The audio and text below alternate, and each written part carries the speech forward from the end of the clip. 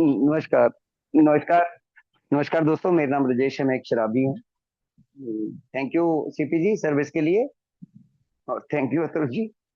बहुत वंडरफुली आपने, ये डॉक्टर बॉब का भी वैसा ही है यार। मतलब अच्छा, कल रात में वो गिन रहा था तो इतनी लंबी मेरे को यार ड्रिंकिंग कैरियर मिला नहीं अभी तक किसी का भी। मैं 1888 में लगभग इन्होंने 9 साल की उम्र में पहली बार ड्रिंक लिया था। और 1935 में सोबर हुए, तो मैं देख रहा था कि वो लगभग 47 साल बन जाते हैं। 47 में से थोड़े और निकालते हैं साल, क्योंकि बचपना, स्कूल, स्कूल में ये दो तो होने शुरू हो गए थे, ज्यादा पीना शुरू हो गया था।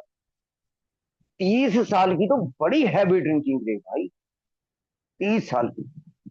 1905 में डॉक्टर बॉब को एक वो यूनिवर्सिटी के साथ, 1905 में एक मिशिगन यूनिवर्सिटी के साथ वो मतलब एडमिशन मिल गया था भाई साहब। एक ड्रिंकिंग सोसाइटी थी, उसकी मेंबरशिप मिल गई थी।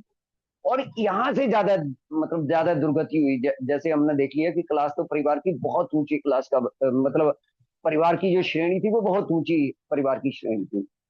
और एक और वंडरफुल चीज है इसमें कि 17 से 18 साल तक इनका लव अफेयर रहा एन के साथ। मतलब एन भी इनके स्कूल में पढ़ती थी इनके साथ। अब एन का परिवार तो बड़ा गरीब परिवार था। एन उस स्कूल में कैसे थी? क्योंकि वहां के जितने भी नजदीक के एरिया थे मिशिगन स्कूल में, वही बच्चे पढ़ते थे। या तो बहुत मोर ब्रिलियंट होते थे, या तो अमीर बच्चे या इंटेलिजेंट बच्चे पढ़ते थे। तो एन जो है वो स्कॉलरशिप से पढ़ती थी। और एन के बारे में जो हम लोगों को पढ़ता मिलता है कि वो छोटे कद की थी और बड़ी चेयरफुल और बड़ी स्वीटनेस, बड़ी काम मतलब अंदर से। खैर दोनों ही इसी प्रकार के थे। लेकिन इन दोनों के पीछे ये तो पैसे वाले थे डॉक्टर बॉब, और वो स्कॉलरशिप पे पढ़ रही थी। तो वहां से वो भी एक बड़ी अद्भुत सी बात लगती है कि भाई साहब अमेरिका जैसे शहर में, और वो जो मैरिज में इतना डिले हुआ, उसका भी मतलब डिले इसलिए करा गया कि अगर एन का देखें तो इसने बॉब ने बोला है कि स्कूलिंग वर्क एंटरशिप, लेकिन एन का था कि हेल्दी फेयर था कि बॉब की ड्रिंकिंग का मतलब वो अंदर से इतनी डरी हुई थी जो इतने साल लिए इन्होंने। लेकिन वंडरफुल कपल मैं बोलूंगा। अब ये जो आज का पीरियड इन्होंने जो शुरुआत करी कि भाई साहब वो इतनी इतनी हालत खराब, अगर देखें कि यार जीवन ही केवल हॉरिबल नाइटमेयर कि मतलब जुगाड़ के लिए जिंदा भाई। कि किसी तरीके से शराब आ जाए, छुपा के घर आ जाए, पिए, वो सुबह बड़ी घबराहट और बेचैनी, और फिर साथ में गोलियां, पिल की बीमारी भी स्टार्ट होगी क्योंकि डॉक्टर तो खुद थे ही, साथ में बड़ी हैवी डोज वो लगे लेने। और साथ में डॉक्टर बॉब की एक और बीमारी साथ में चली थी, जो हेल्थ इश्यू इन्होंने बताया, गैस्ट्रिक प्रॉब्लम। ये बड़ी भयंकर बताई है डॉक्टर बॉब की। ये जो छूटी है ना, बीच में छूटी है, वो गैस्ट्रिक प्रॉब्लम नहीं थी। मतलब इनको इतनी जबरदस्त प्रॉब्लम थी कि वो मेडिसिन से ठीक ही नहीं होती थी विभिन्न डॉक्टरों को दिखाने के बाद भी।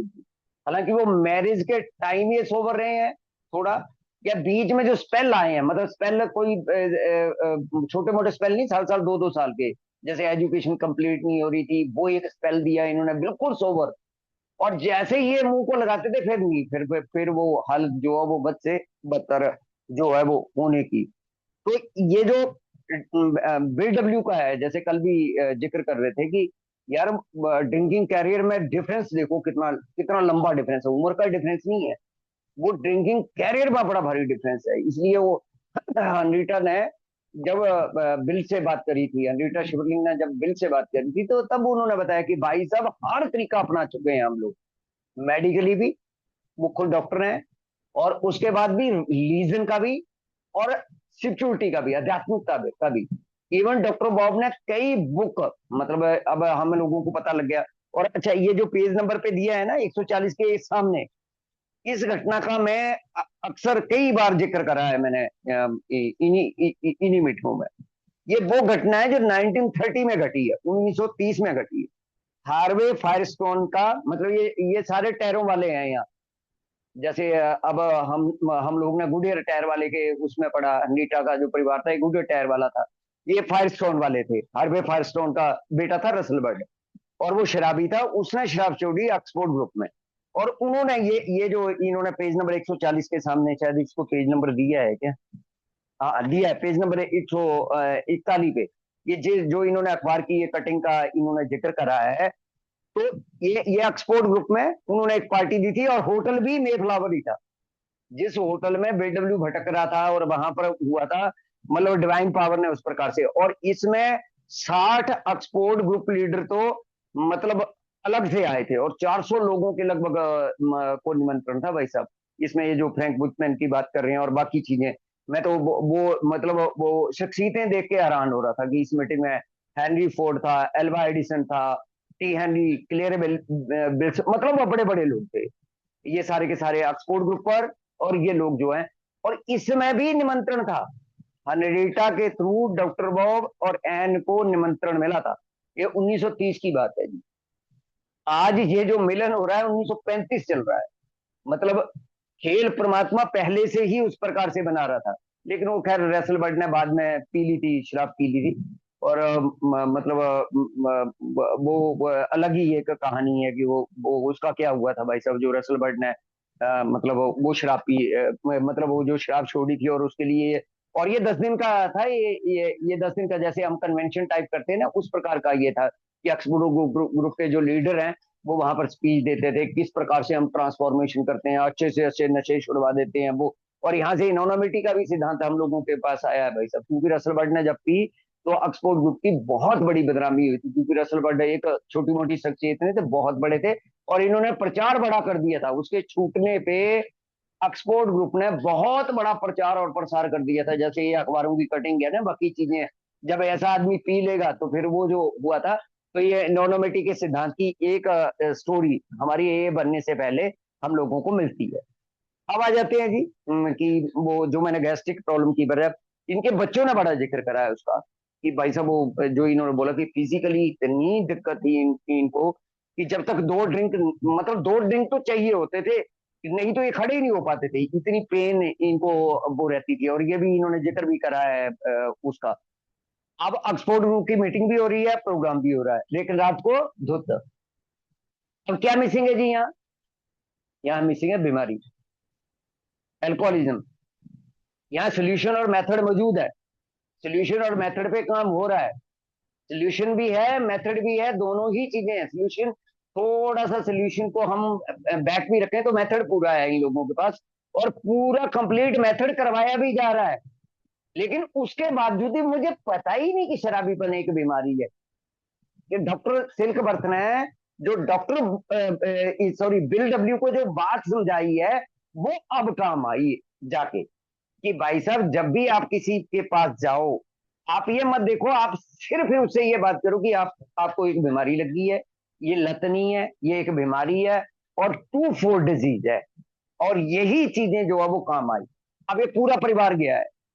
अब शिवलिंग पैलेस में, गेटवे हाउस में, ये पूरी फैमिली गई है। एंड डॉक्टर बॉब, इनका बेटा स्मिटी स्मिथ, सुजैन स्मिथ, वो बिटिया जो थी वो सुजैन स्मिथ, ये चारों लोग थे।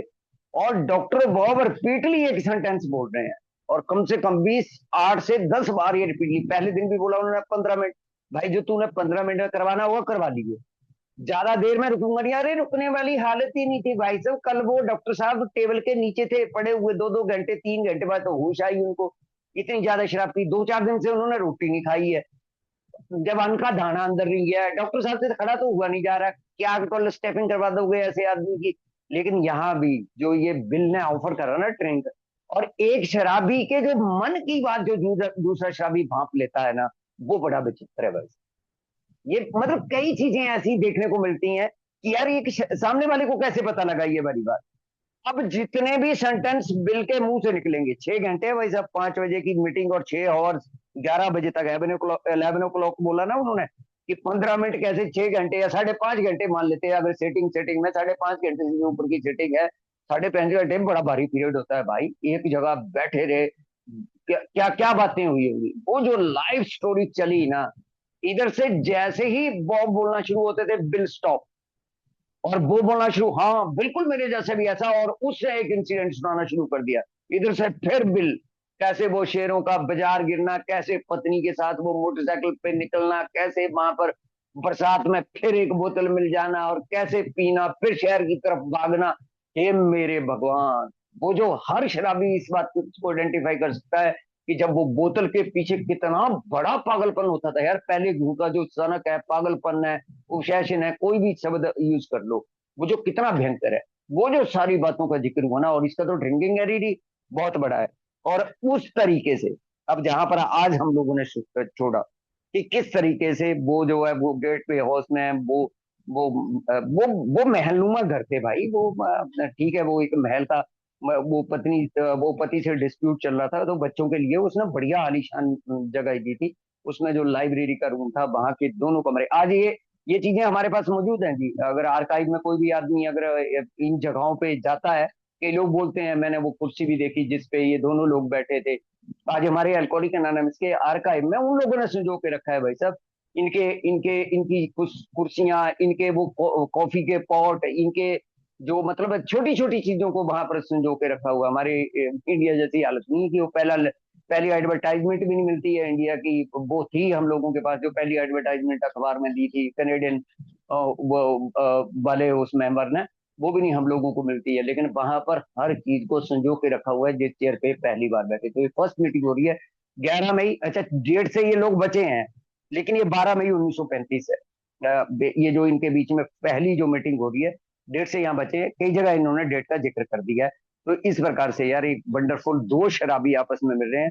और यहीं से मैं समझ रहा हूँ कि यहाँ से एक नींव पड़गी अल्कोहलिक एनोनिमस की। एक मतलब रचना जो क्रिएशन गॉड कर रहा था, यहाँ पर एक नींव पड़गी। फाउंडेशन स्टोन आज जो है वो रखा गया। हालांकि अभी आगे एक झटका और भाव देने वाले हैं, लेकिन आज के बाद पी नहीं पाएगा वो भली बात साथ में है कि आराम से शराबी जो है वो शराब नहीं पी पाता है।